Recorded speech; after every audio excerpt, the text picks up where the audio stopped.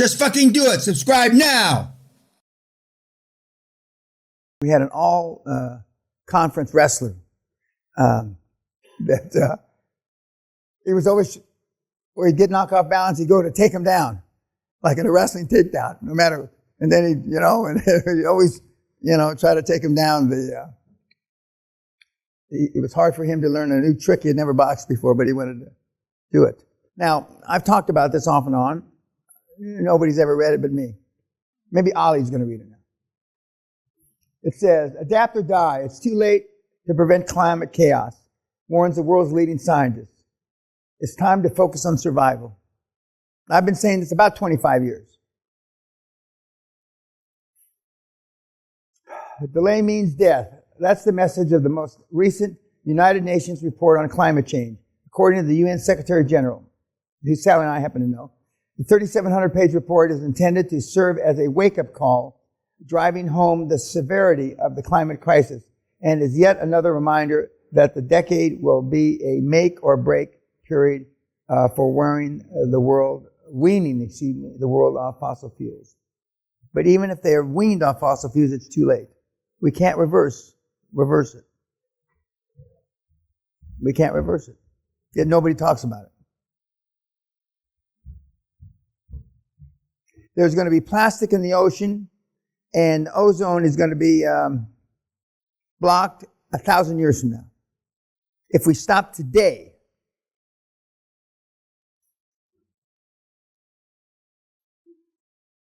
and decarbonization of the planet isn't going to do us any good. We'll have that many more people that can't live off the planet. But and one of the reasons is the Middle East, in my opinion, are going along with the facade, is we're going to continue to use hydrocarbons until they run out of hydrocarbons, and they're not going to run out of hydrocarbons in the Middle East or Venezuela or other places anytime soon. It's not going to happen. It's not going to happen. And when you look at the electric cars, for example, which is one of my favorite topics, is that it will take us 50 years to have enough plug-ins across the United States to charge a car. 50 years. You think that's going to happen? No. But all the more saber rattling and is better for us because their assets are worth less. But if you don't remind them of this, and if you just sit and listen to their bullshit, like you do now, when you go to work and your boss says something that's stupid, right? You don't say anything, do you? No. You're afraid of losing your job. If the world continues to be ruled by tacit approval,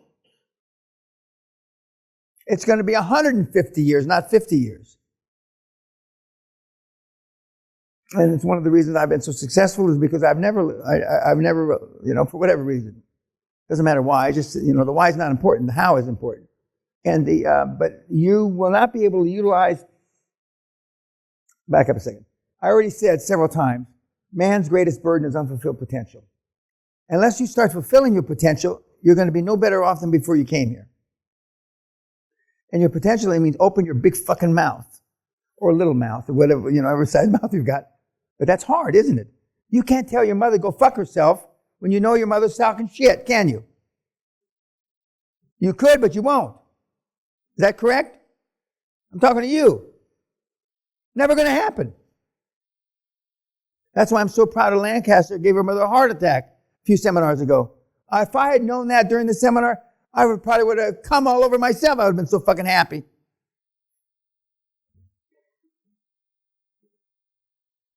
Most of your parents are toxic. Some of you admit that they're toxic. One of you said it really quaintly.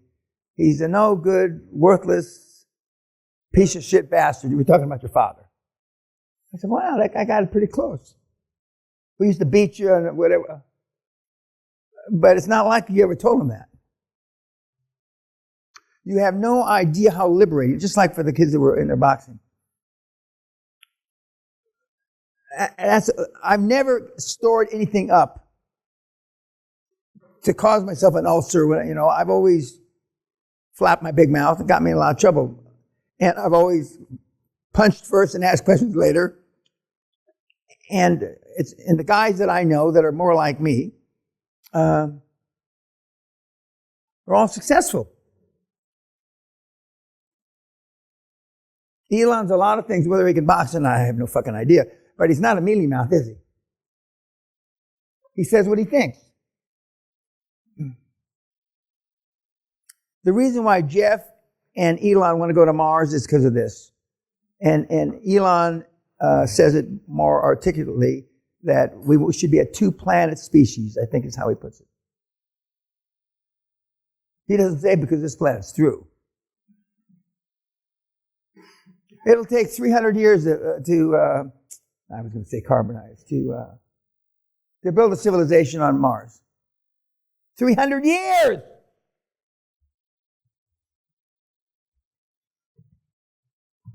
But nobody, I don't know if they don't think them through, because there's no profit in thinking it through. That's what I'm trying to say. There's no profit in thinking it through till it's a logical conclusion. And we've got a generation, possibly 2.5 generations that have grown up under that fog, that amorphous of bullshit. And that makes it easier for us. That makes it easier for us. Just as when you tell, and it's in the scripts, pay attention, Detroit, it's in the scripts. When you tell them, because they're going to ask you, you're going to ask for those long, I haven't got to that portion yet, LOIs, letter of intent. You want the longest as humanly possible. But the downside of a long LOI, letter of interest, letter of intent, let's say you get it 6 months. They get seller's remorse after about 2 months. And they can withdraw. And unless you got money, you're not going to sue them. You're fucked. Peter, those deals that lasted 7 and 9 months, both fell to shit. He kept on extending the LOIs. They didn't make any difference because they had no intention of selling to him. So you want a long LOI, but the smart seller, and you have to help educate him, and this is in the scripts. Well, when you tell them you want a 6-month LOI, they'll cringe, as they should. Why is it so long? Because, well, we can't guarantee the financing to the banks, and interest rates have just doubled. It's harder now. They can understand it because they read it in the paper, right?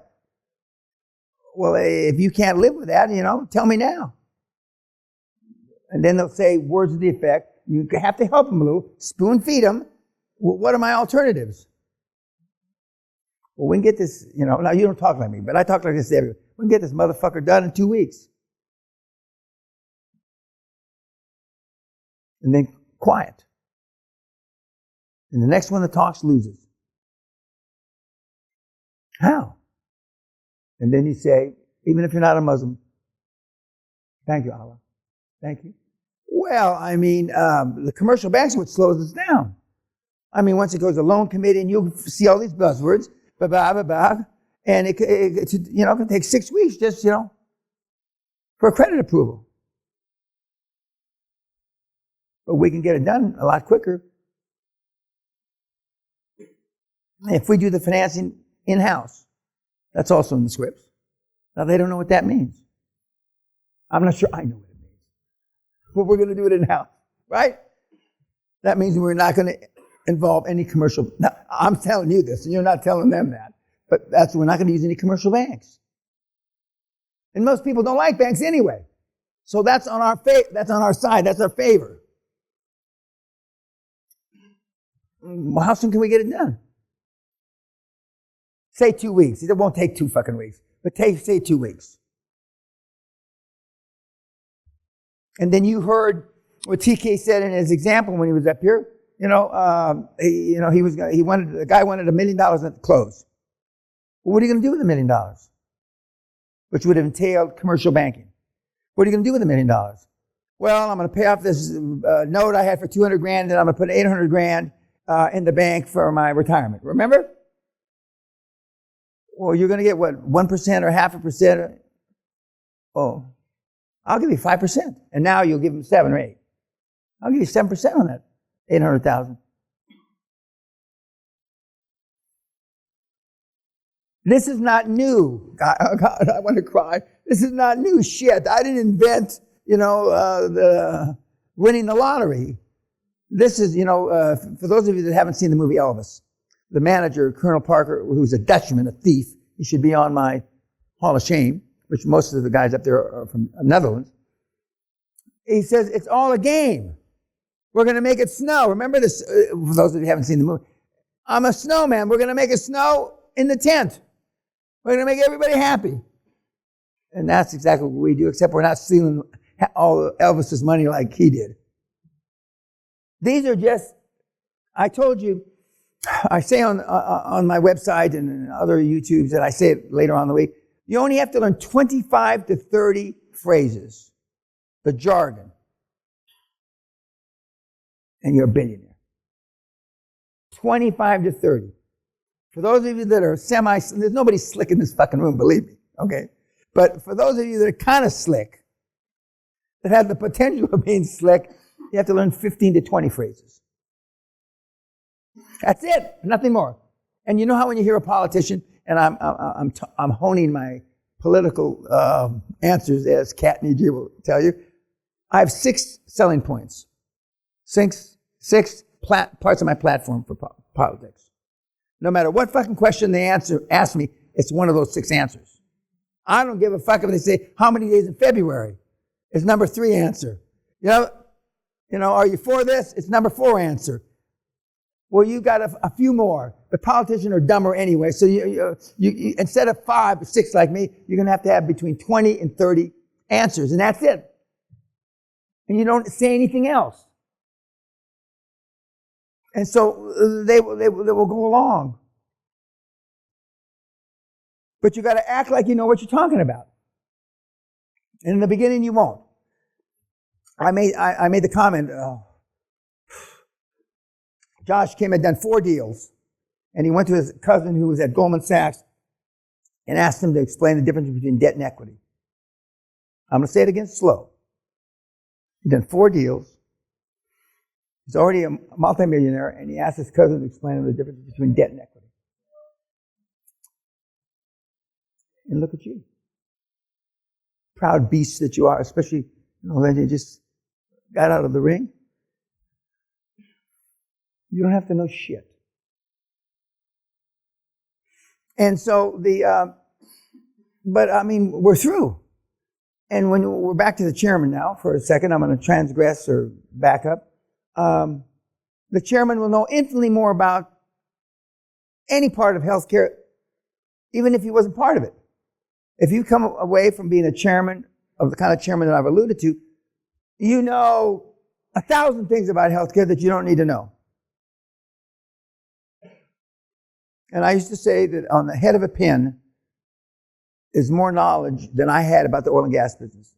Now, that's not true now, 50 years later, 40 years later, but it was then for sure. And now I know a lot about healthcare because I've been involved directly or indirectly in some of the biggest healthcare deals ever done. But that's after 40 years, 30 years. But in the beginning, I didn't know shit. In some aspects of healthcare, I still don't know shit. But you will gain, wrongfully in my opinion, the gravitas of knowing what you're talking about. And you're not lying. You're not misleading anybody because you're only talking about the 4 or 5 things you know. That's it. There's nothing wrong with that. Okay. What about, no, I wanted to show you something before. We'll get back to the chairman in a second. Now, we all know the world's fucked up, right? I'm not going to spend any time on this, all right? Okay. And one of the reasons that Bitcoin is rallying because it's a defense against the potential collapse of the banking system. But that's serious. Bitcoin didn't double because there's no chance of the banking system failing completely. I'm going to say it again. Bitcoin hasn't doubled in the last 4 weeks because there's no chance of the banking system completely failing from A to Z. UBS didn't rescue that other chicken shit Swiss bank because they wanted to. I heard a rumor about Bank of America today.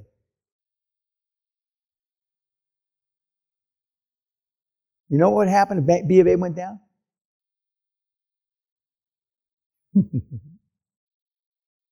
You give your ass away because, you're done. Barclays, I heard something else about Barclays. You're through. And I laugh. Because I've been saying the same thing for 30 motherfucking years. And nobody listens.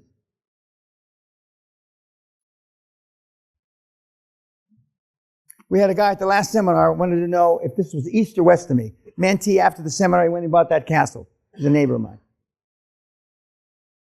He's Australian, he's a lawyer. Thick as two short planks. Sorry, Dave.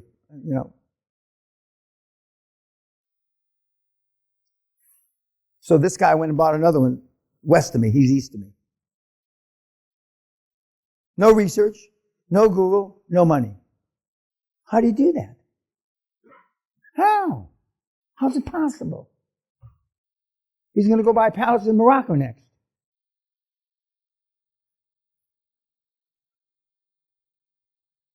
These are three of my superstars. The guy sells umbrellas in Mauritius. He now owns healthcare units in the UK. Can hardly speak English. You know the umbrellas they sell for £12? He pays 50 pence for it. The blow-up, what do you call it? The girl on the bottom is a pole dancer. Good-looking bitch, boy. She's rolled up healthcare in the UK. Came here from Kenya. But my fave is the girl on the left. The highest priced hooker on the planet. 25 to 40,000 a pop.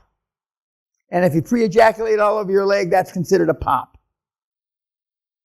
Rolled up aesthetic surgeries, plastic surgeons. None of these people have any qualifications, no degrees, no fuck all.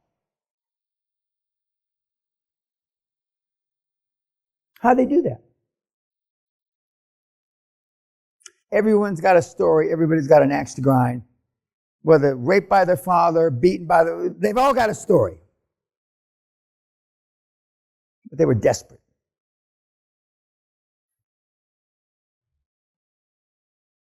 Pole dancer, hooker, beach bum. I don't know what you call the guy that sells shit from, on the beach. How's that? And they're all multimillionaires now.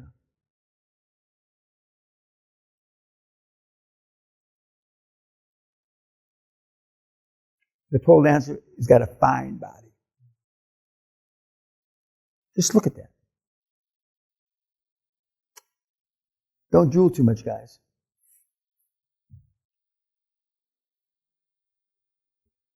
But all those people knew where they came from. And what I've told you, directly or indirectly, since the first night you were here 2 nights ago, almost 2 nights ago, is that unless you get your problems, your challenges, your nightmares out on the table, you're not going to be able to do this program. Unless you admit whatever it is you're hiding. And everybody's got something that they're hiding. The only thing that wasn't known about me is which hand I wipe my ass with, and I said a couple years ago, I use my right hand. Now everything's on YouTube, including which hand I wipe my ass with. So I have no secrets. When you are cleansed like that, you're going to make $1 jillion. Because then you got nothing to hide. And right now, everybody in this room is hiding something. Not just that most of you can't fight, but that we saw fight, but other than that,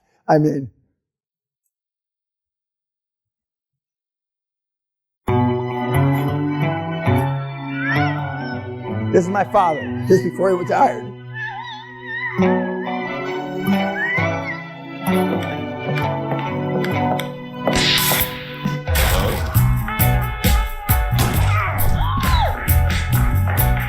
And then he says, I'm too old to kick indoors, and he put in his papers to retire.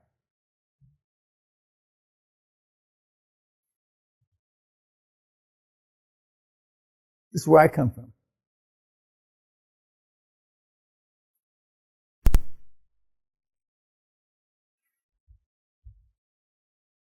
The guys, the gurus that you know,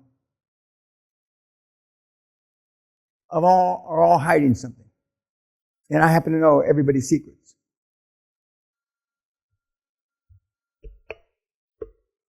Half of the people that you listen to their podcast, that's not their real name. Half of that half, or a quarter, the stories they have behind them aren't true. And one or two exceptions, they're all broke. Yeah, they're all broke. Yeah, and some of you even paid for their shit. Podcast. The question's not why. The question is, how do you turn that knowledge into riches for yourself? I remember that gun set cost $8. My dad bought me those little guns. $8. I remember it like it was this morning. Because that was a big expense. When I played football in high school, my parents couldn't afford, the cleated shoes that you buy. They were $15. I had a used pair of cleated shoes. That's not why I was a shitty football player. I'd like to blame it on the fact that I had a shitty pair of shoes. I just was uncoordinated as shit, that's all. Of course, that's where I came from. That's where I tried to kill my teacher.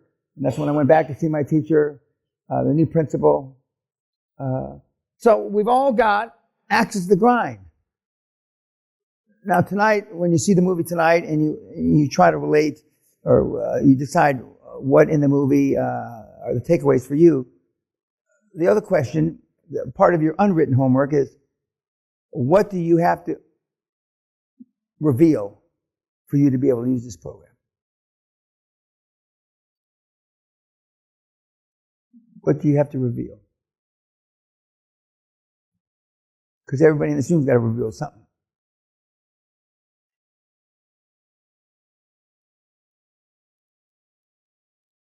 The people that have... I can't fill your cup with QLA unless you empty it of all the other shit. And the guys and the gals that have done the best have come clean, so to speak, with their past. The double murderer from South Florida, he actually felt guilty about killing those two people.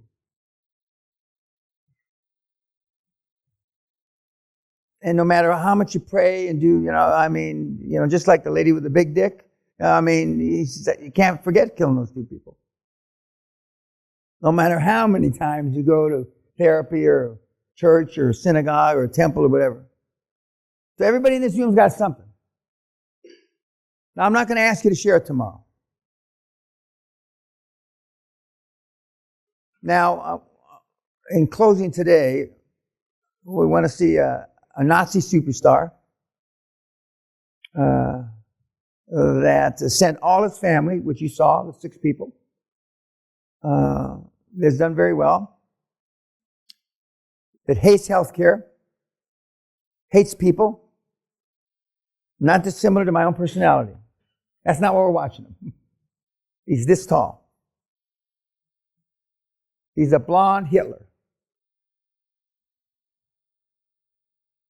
And he's using healthcare roll-up, which has been very, very successful. Is this the first webinar? Latest one, okay. And he's very matter-of-fact about it, that he doesn't like bedpans, he doesn't like wiping old people's ass. He's very matter-of-fact about that. And until I told you that, some of you looked at me like I was making shit up. Pun intended. Some of you won't go into home health now. Assisted living. Because you don't want to wipe some old cracky ass. You don't. I don't blame you. And you won't hear that on a goddamn podcast ever. Okay, any questions up to now? Okay, roll it.